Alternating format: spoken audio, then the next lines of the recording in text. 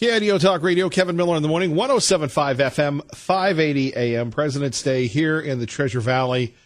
And when we think of presidents, obviously we all have our favorite. Maybe yours is Ronald Reagan. Maybe yours is President Trump.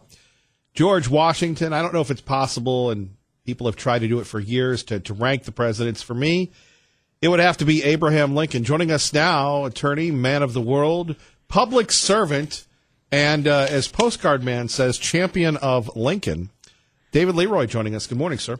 Good morning, Kevin. Happy President's Day. I know that this amalgam of Lincoln's birthday and Washington's birthday, mandated by federal executive order and statute, must just thrill the heck out of you, but happy President's Day. Well, we appreciate you coming in to give us some of your guidance and wisdom. Before we get to that, though, we've got a big event coming up this week. Well, we do. This Thursday at the Boise Center on the Grove, February 21st, we're bringing in Doris Kearns Goodwin, the presidential historian. What better way to recognize President's Week than the preeminent presidential historian in the country, coming to the Ada County Lincoln Day Banquet Association annual event.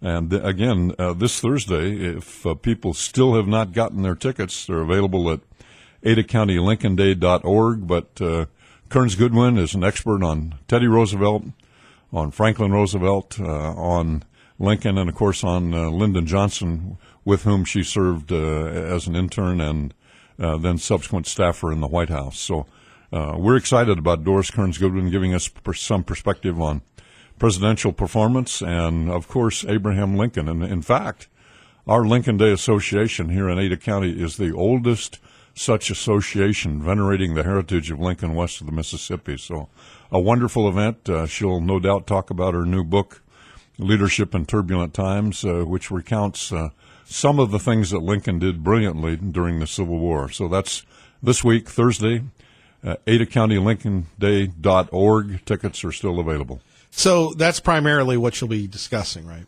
Yes, I think she'll give perspective on Lincoln. I'm hoping she'll talk a little bit about Lincoln's connection to Idaho Territory, but even if she doesn't, since I get to introduce her, we'll work that in. All right, David Leroy, I'm sure you will, and we look forward to being there and inviting folks to come out and really support a wonderful cause. When we take a look at President's Day, we'll get to the big man. We'll get to Abe. But your thoughts on the greatest president ever? Well, I think there is no doubt that times make the man, and in turn, the man influences the times. So would be the case if we'd had a woman president, and we will someday. And clearly the most critical of times, whether it's the formation of the country with Washington, Lincoln in the Civil War, FDR and World War II, those kinds of critical times with critical decisions and issues like freedom in the balance tend to rank presidents higher and make them more memorable in everybody's mind. Almost every single poll and survey, whether it be of common folk like you and I are, or political scientists like Boise State University does annually or semi-annually, ranks Lincoln at the top. And I think his times and his decisions certainly made the man and the times, preserving the country, freeing the slaves, making the United States an example for other countries worldwide for a century and a half. Lincoln wins the prize. Well, it's tough to argue, though, against Washington. And one of my favorite places to go, besides the Lincoln Memorial in Washington, D.C., is the World War II Memorial. And on that plaque out front, the stone engraving, and I'll paraphrase it, they talk about the location of the World War II Memorial on KIDO Talk Radio. They say, in between, we put this here in between the founder of our great nation and the protector of our union. Ordinary Americans rose up and saved the world from fascism. And I'm paraphrasing that, but, what would you say to someone? And I know you've had these debates many, many years, so I'm not going to try and match you at all. I'm just throwing it out there that, founding this nation and bringing together the crazies from the South, the commoners in the Mid-Atlantic to the elitists in the Northeast was quite an accomplishment for Washington, and defeating the greatest army known to man. That's tough to top. Well, Washington gets good points for being commander-in-chief and setting a lot of precedents, like the two-term and no repeat election presidency, presidency where the elected official is not called Your Excellency or some other titular thing as if he were king. Washington was a sufficiently humble man who set an egalitarian presidency in motion, and certainly he gets bonus points for having been not only commander-in-chief as a civilian, but the leading general in the Army in the War of the Revolution. No question about it. He properly is the so-called father of the country in that sense, and he was acceded his bonuses and his honors and his titles simply because he seemed to be a strong, elegant, tall man of great resolve and cool demeanor by everybody else, including all these other founding fathers that we also revere. So Washington certainly was a great man and gave us a great start. But in terms of tackling the kind of internal strife and conflict that we had during the Civil War, I'm eager and I think willing to rank him second, not first. All right. Washington's cabinet versus Lincoln's. And we're talking about, again, this is why we love to have you here, David Leroy, on President's Day. I mean, you can't top Alexander Hamilton, in my view. Well, have you seen the play? I have not yet. And there's some controversy swirling about as to whether or not the play is historically accurate or gives Hamilton too much credit for not or doesn't properly evaluate the fact that he was a slaveholder, et cetera, in the look back presentism of our times. Everybody is subject to some clay feet. I think that, and here again, Doris Kearns Goodwin, our speaker this Thursday at Ada County Lincoln Day banquet, and again, tickets are still available for Thursday night at the Center on the Grove. She did an excellent book, of course, Team of Rivals, which pulled together the perspective from inside Lincoln's cabinet, set up how it was that he brought into his Civil War cabinet people who had been contenders against him in the race for the presidency in 1860, how he brought into and kept in his cabinet those strong-willed and talented men, some of whom were verbally critical, some of whom, even after he put them in the cabinet, were contending either to take over presidential roles or to run against him in the next election. So again, while we revere those founders and some of Washington's cabinet and cabinet-type people and sons of cabinet-type people became either even later presidents, and none of Lincoln's did. It's important to note, I think, that the contribution made by the cabinet during the Civil War was, again, stronger and greater than the cabinet made by Washington's crew during the founding of our country. All right, but I mean, you're talking about Madison, Jay, Adams, Hamilton.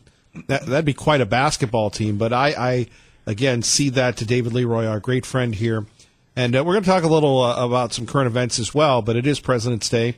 Kevin Miller with you, 107.5 FM, 580 AM. Here's a perfectly good Kevin Miller loaded question. Oh, I love these loaded questions. FDR, dictator? No, not a dictator, but again, a strong enough personality to greatly influence his times and, looking back, manipulate the Congress sufficiently, despite a lot of critics propose outrageous things in a time of crisis, such as packing the Supreme Court. And so while he was not a dictator, he certainly pushed the bounds of the presidency well toward its very strong role today.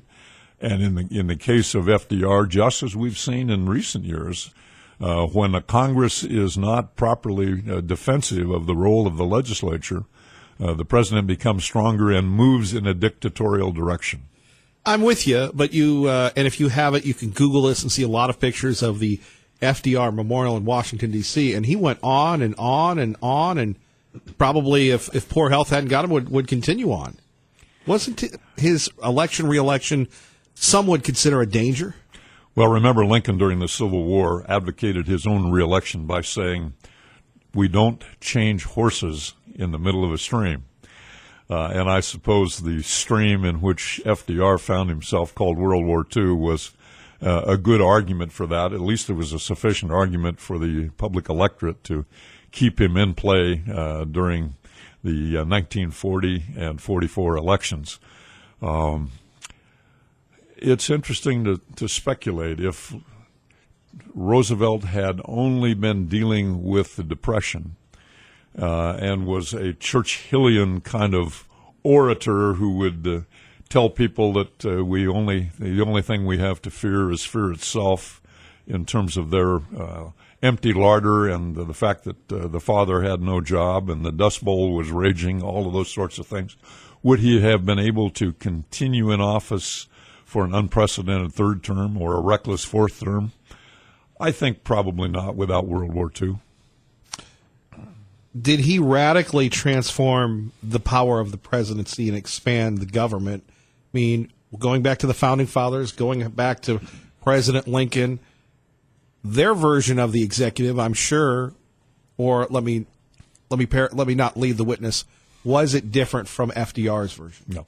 Prior to FDR, of course, we had the polite notion that presidents would serve a term or two, and we, the public, would unelect them and compel them to designate a successor, or we'd encourage a vice president, something like that.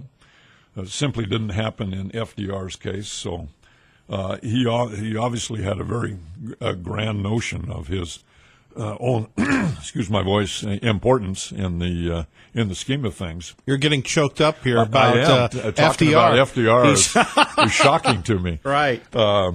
And that's one thing I think will be so valuable about Doris Kearns Goodwin's insight this week, Thursday at Center on the Grove for the Ada County Lincoln Day banquet. As a presidential historian, her specialty has been comparing and contrasting presidents and their leadership style. And in fact, her most recent book, Leadership in Turbulent Times, which I hope she'll shamelessly hawk and refer to, does talk about how in these turbulent times, and different kinds of turbulence, FDR's turbulence was different from Teddy Roosevelt's turbulence. Obviously, Lyndon Johnson's turbulence was different from Abraham Lincoln's turbulence. But different president styles and leadership styles are very significant, and the experience of the electorate and the country in the Depression lent itself to a bold leader who could make a noble speech, who had different ideas about forming civilian conservation corps and these sorts of things. And that certainly gave FDR a platform to say, I'm a New Deal, I'm a new direction, and don't turn me out after a mere 8 years. But in the ordinary scheme of things, I think he likely would have been turned out, and whether or not he wanted to, would have followed kind of a Teddy Roosevelt approach, saying, I served most of McKinley's first term. I won't run for a second term. I'll let William Howard Taft, my vice president, do it. FDR could have been there, too, without World War II. All right, more coming up with David Leroy. You're listening to Kevin Miller on 107.5 FM, 580 AM, KIDO Talk Radio. Good morning, everybody. Thank you all for listening. KIDO Talk Radio, 107.5 FM, 580 AM. Our guest, David Leroy. Joining us, I was going to say presidential historian with Kevin Miller, but we've got a president, a legitimate Pulitzer Prize-winning presidential historian coming in this week.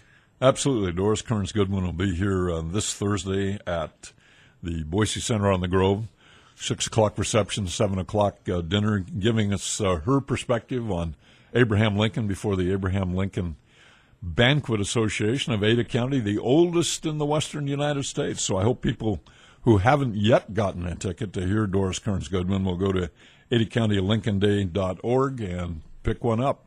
In fact, we may still have a whole table if you've got a little crew that wants to hear about Abraham Lincoln this week. Well, And so you have dinner, you have the speech. What else is going on there? Will you be speaking? Perhaps. Well, I'm the historian of the group, so I get to talk a little bit about the fact that a number of pioneers in Ada County in the year 1911, as they were facing Lincoln's bicentennial of his birth, which occurred in 1912, formed this association with governors and senators and local politicians and local business people and began the first of 108 consecutive Lincoln Day banquets here, and we're having the 108th this week on Thursday.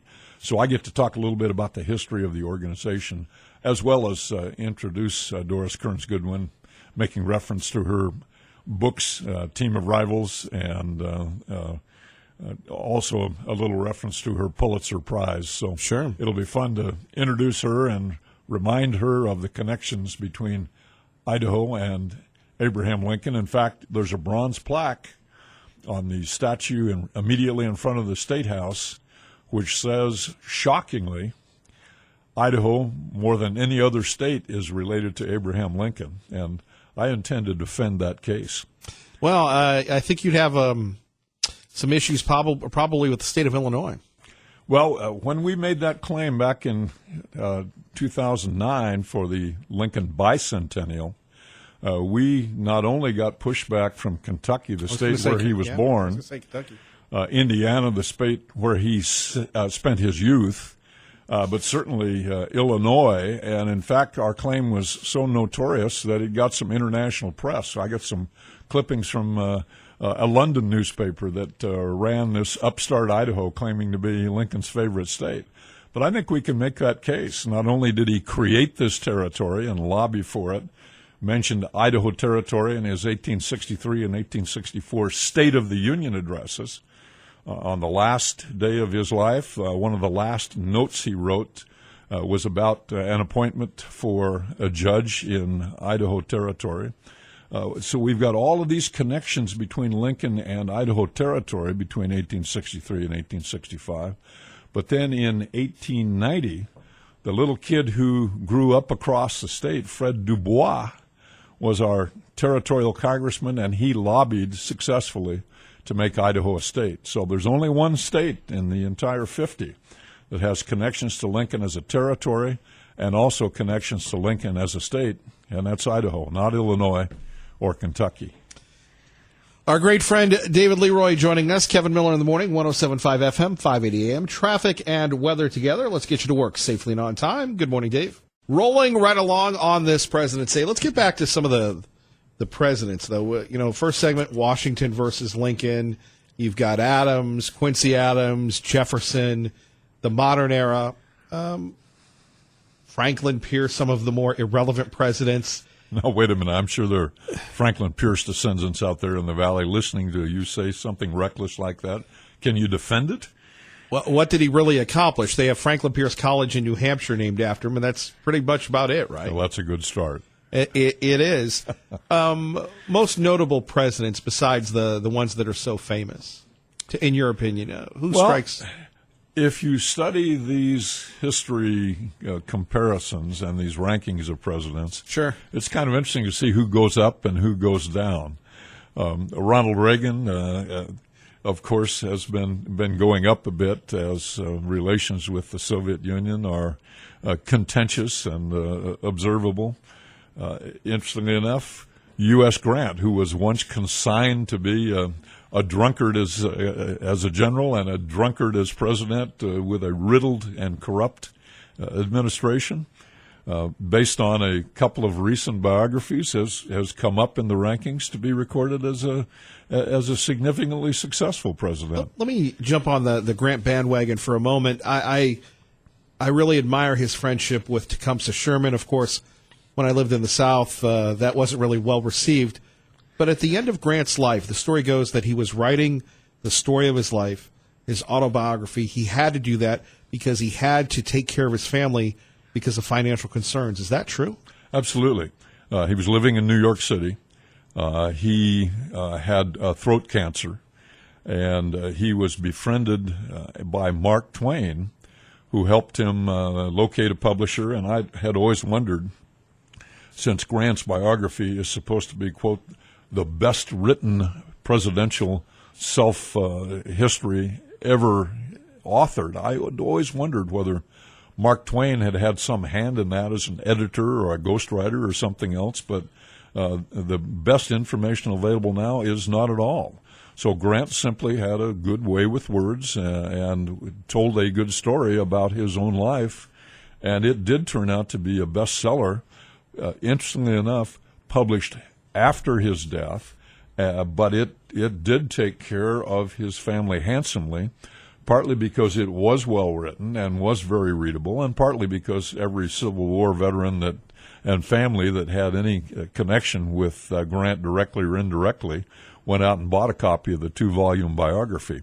One of the fun things about it for a book collector like I am is that in the front of Volume 1 of that biography is a handwritten autograph of Grant printed by the publisher on a blank page.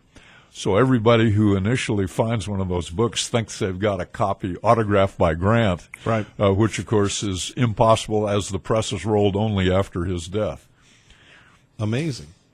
Coming up much more with David Leroy. It is President's Day. We will talk about Abraham Lincoln. We'll let you know how you can attend a very special event coming up this Thursday right here in the Treasure Valley, where you have a world-famous author. She's on Meet the Press. She's on all the shows. Pulitzer Prize-winning presidential historian Doris Kearns Goodwin will be here. We'll talk a little bit about that, and then we'll talk about the great protector of the Union and, of course, other presidents as we continue to wake you up here on President's Day. If you're working, thank you for joining us. If not, well, sit back and enjoy David Leroy and Kevin Miller, 107.5 FM, 580 AM, KIDO Talk Radio. David Leroy joining us, Kevin Miller in the morning, 107.5 FM, 580 AM, KIDO Talk Radio. And one day we'll have to talk about that, the difference between the federal government, the state government, the supremacy clause. Always, whether it's talk radio or in the halls of government or courthouses, everybody's always debating which is superior. Well, interestingly enough, in our nation, we are a dual sovereign type of arrangement in terms of our laws and our constitutions. We have a Constitution of Idaho. We have a Constitution of the United States. In certain aspects, the federal government is supreme. In other aspects, the state government, Idaho and every other state, is deemed to be supreme. And, of course, issues about hemp and bovine flatulence will all be debated. You were making the rounds a couple weeks ago on the hemp. That was fascinating to watch you with discussing the hemp issue. Well, it's a perfectly good example to test this comparison of federal sovereignty and state sovereignty. We have, just as of December the 20th, a brand new federal law that says hemp is an agricultural product and can transit interstate. But as with all kinds of federal laws, it requires some regulations to be put into place, and those regulations are not yet into place. Federal law is sovereign as to interstate commerce, but state law is typically sovereign as to local crimes. And here in Idaho, it's still a local crime to have hemp with any THC in it.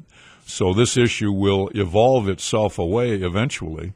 But as of this point, both sovereigns are right, and the conflict we have here in Idaho will yet be resolved by either further agricultural regulations from the Fed, maybe a new statute in Idaho passed by our legislature that also decriminalizes hemp, or maybe the Ada County prosecutor will put a truck driver in jail for 5 years. I'm in favor of that. I'm anti-hemp.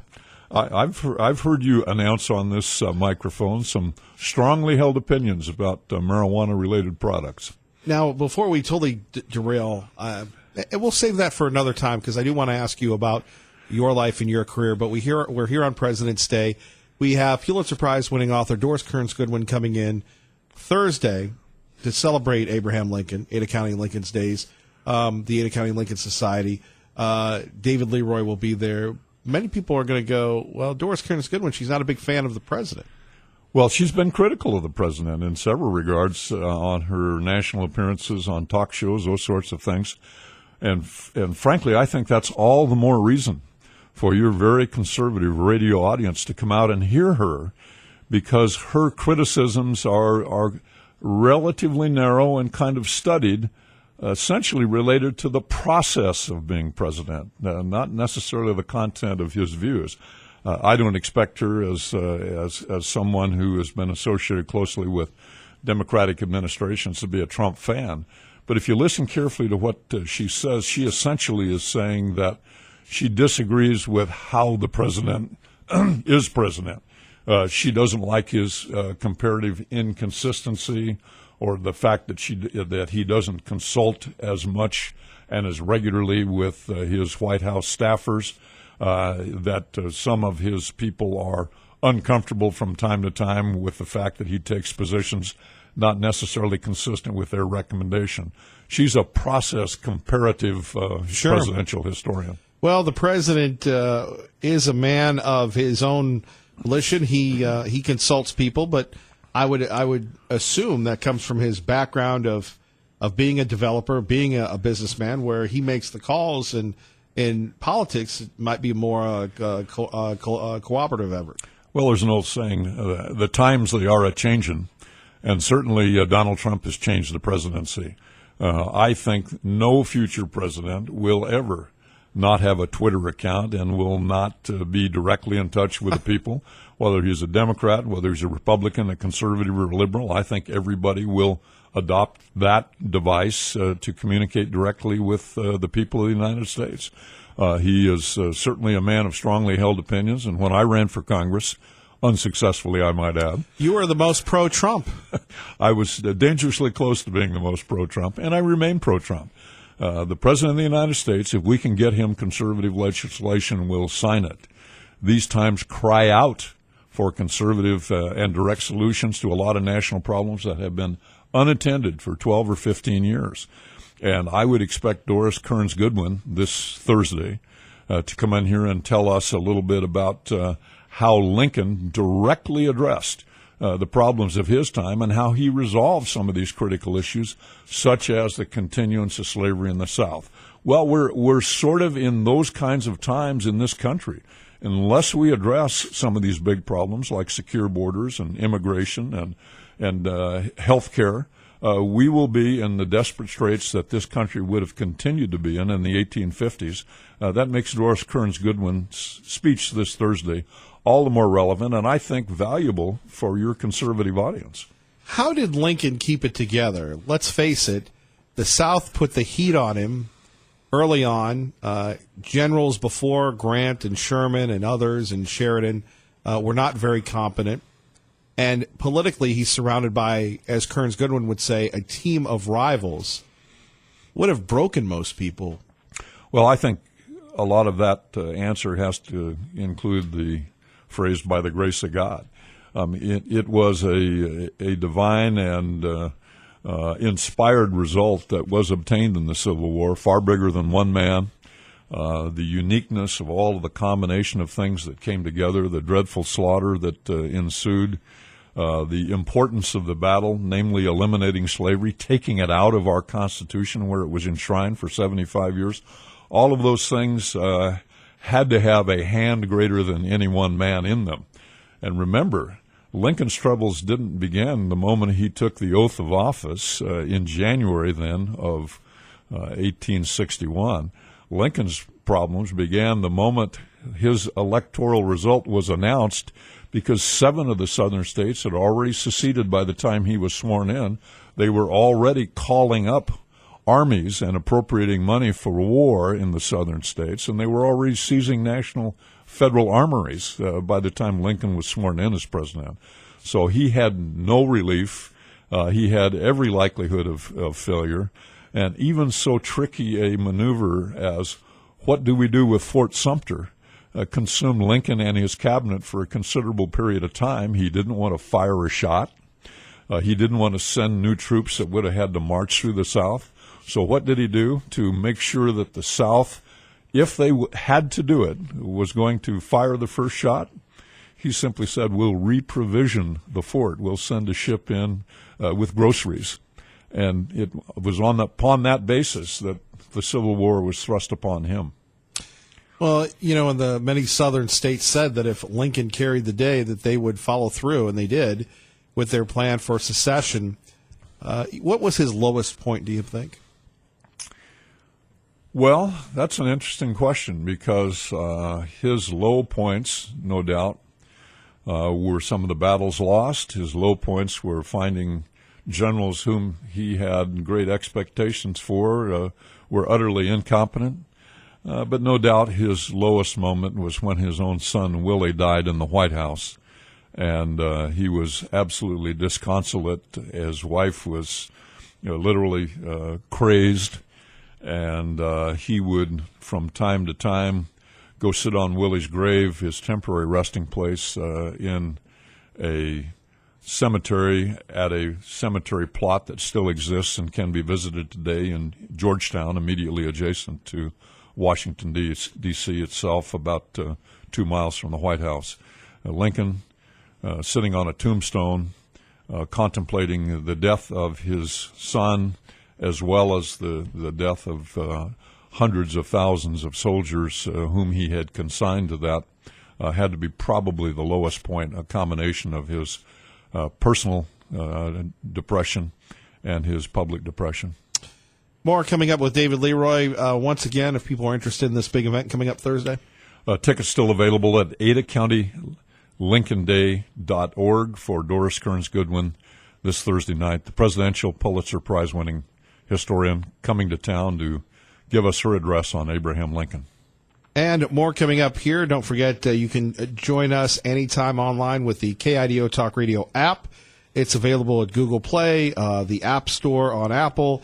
And if you want to take us anywhere, if you want archives to these old interviews, maybe you want to go back and hear more with David Leroy, that is available through the KIDO Talk Radio app and KIDOTalkRadio.com. You're listening to 107.5 FM, 580 AM. Kevin Miller, KIDO Talk Radio. KIDO Talk Radio, 107.5 FM, 580 AM. We hope you you're enjoying this President's Day. Kevin Miller with our own presidential historian, David Leroy, talking about, Doris Kearns Goodwin. You've brainwashed me on that one coming up this Thursday. In addition to that, some of the greater and not so great presidents. Back to Abraham Lincoln, sir. One of when I try and visualize what it was like for Lincoln, the Civil War was over, they surrendered, and he's walking through Richmond with his son. Now, you're the expert on Abraham Lincoln. Why did he do that? Did he fear for his life? And it's this indescribable compassion he would seem to have for people that wanted to kill him. Well, Lincoln was an experiential man. Remember, he rode the circuit in Illinois as a lawyer for 20 years. He would get on a horse and go from little town to little town, show up, meet somebody he'd never met before, hear their story, and by that afternoon would be presenting them on the witness stand in some minor contention about whether or not they should receive $5 from their neighbor over a cow who was injured, that sort of thing. He liked to get out. He liked to see and touch and hear and feel. And as he sat in his chair in the White House, looking across the river at Robert E. Lee's ancestral home, the Potomac River dividing the North from the South, he certainly was very much concerned at certain times in the Civil War that troops would be coming across and capturing Washington. And when he finally exercised through generals the capture of Richmond, I think he visualized and wanted to visualize the reverse of what he had experienced. What is it that Jefferson Davis, the president of the Confederacy, sitting in the Southern White House, had done and felt and looked out upon? And so he literally took a frigate, a military ship, down the river toward Richmond, got the generals to get him and the admirals to get him as close as he could to Richmond, docked there, got off with a very small contingent of military and walked about a mile or a mile and a half through Richmond to the Southern White House, walked in, turned right into the president's office, President Jefferson's office, Jefferson Davis's office, and literally sat down in his chair. That Southern White House is preserved today, and a tourist can walk in there. They'll not sit in the chair, at least see the chair. Right. And I think that was important to Lincoln to visualize and to experience. Of course, he encountered in that walk the people that he had unslaved, blacks, and there are images that were published in the local newspapers of the time, the illustrated newspapers in New York and elsewhere of Lincoln and the slaves. There were no photographs of that made, but there's a very iconic image of Lincoln and Tad walking through Richmond that still is in the American consciousness today. And it shows Lincoln, the empathetic man, the sympathetic man, who wanted to see and experience both the success that he'd have, but I think even more a feeling and the place that Jefferson Davis had conducted the war for the South. More coming up with David Leroy, 107.5 FM, 580 AM. Kevin Miller in the morning, KIDO Talk Radio. Let's get you to work safely and on time. Good morning, Dave. And we return now, talking a little bit about Abraham Lincoln and the Lincoln Days and Doris Kearns Goodwin coming this week. Let me ask you, the hatred of John Wilkes Booth. You can't study Lincoln without Booth. As someone who you've dedicated your life to the study of Abraham Lincoln and his relationship to the Gem State, what do you make of Booth? Well, he is properly reviled, of course, for the assassination, and he is consigned to anonymity at his family ancestral plot in Baltimore. I don't even know whether there's a significant headstone there for his resting place. He is synonymous with everything bad about what criminals do and how they terminate valuable public lives. And unfortunately, the assassination, successful and attempted, has been replicated a few other times in American history since Lincoln's day.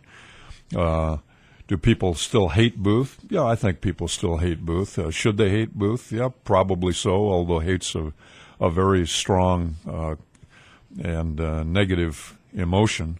On the other hand, the assassination of Lincoln late in his term after the Civil War was essentially won was one of the things that assured that he retained a significant place in American history. Because he was assassinated, people preserved everything related to Lincoln. If they'd had a letter from him, it was preserved. If they'd seen him during the Civil War, they wrote a family history of it. And at the Idaho Archives building here on Old Penitentiary Road, we have a Lincoln in Idaho exhibit that has 220 artifacts in it related to Abraham Lincoln, everything from an image of him as a young lawyer to a lock of his hair taken at the autopsy after his assassination. So Idaho's relationship to Abraham Lincoln is substantially preserved and presented in museum format, partially because Lincoln was assassinated by Booth.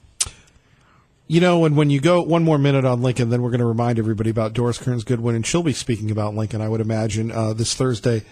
You go to the Lincoln Memorial, and it's just amazing. Yes, it's compelling. It was designed to be breathtaking. If the Lincoln in that chair were to stand up, he'd be 22 feet tall. Right. We have here in Idaho, in Julia Davis Park, a seated Lincoln on a bench next to the Black History Museum and next to the zoo. If our Lincoln stood up, he'd be 13 feet tall, the sixth largest Lincoln in the United States. But those reflective places, literally reflective in terms of the end at the reflection pool in Washington, D.C., are designed to make American citizens proud of our history, proud of some of our figures like Lincoln.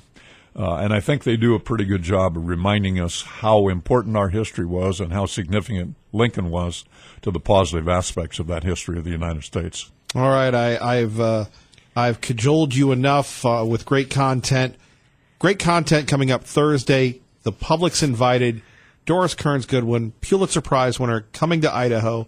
How can people get tickets, and how can they see you, David Leroy? Jump on the internet at adacountylincolnday.org, adacountylincolnday.org for tickets to Doris Kearns Goodwin this Thursday. Reception at 6. 7 o'clock, she will be beginning, and we'll be having a banquet. I'll make a few remarks, but I think if you brought your Doris Kearns Goodwin book, either Team of Rivals or her new book, Leadership in Turbulent Times, she'd be glad to sign that for you. We're eager to have Doris Kearns Goodwin talk to us about Lincoln at the Lincoln Day Banquet this Thursday at the Boise Center on the Grove. AdaCountyLincolnDay.org for tickets. And this is one of the most respected Lincoln Day organizations west of the Great River, east of the Great River, and this primarily is how you can make sure that this organization continues having these fundraisers, right? Indeed. We're eager to see you out, and remember, a test will be given. And David Leroy, and maybe we'll have our friend the Postcard Man. Maybe he'll show up, who sends us stuff about Abraham Lincoln all the time. If he does, I will personally introduce him to our speaker. Yeah, I have never met that young man. David Leroy, thank you very much. Thank you for your public service. You know, sometimes we don't acknowledge the great resources that we have, so thank you and God bless you, sir. Well, my service pales into insignificance almost every morning compared to yours. Thank you for yours, and thanks for the compliment.